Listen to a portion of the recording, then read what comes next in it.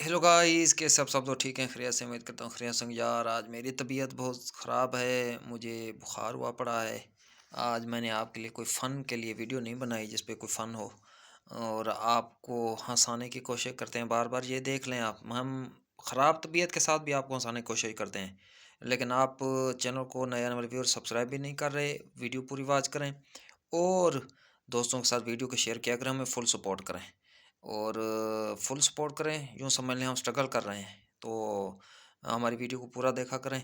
और आज तबीयत ख़राब है, दुआ करें कि इंशाल्लाह कल दोबारा आपके लिए एक नई वीडियो होगी नए फ़न के साथ। जो भी हमें लगता है कि नया फ़न है, हम उसको पूरा करने की कोशिश करते हैं और आपको हँसाने की पूरी पूरी कोशिश। ये देखें, अभी मैं रज़ाई में सोया हूँ, ये देखें, ये देखें, ये अभी मैंने, आप देख रहे हैं कि मैंने कंबल ओढ़ा हुआ है, सर्दी लग रही है, थोड़ा थोड़ा ज़ुकाम है, सर में दर्द है, बुखार है, जिस्म में दर्द है आज।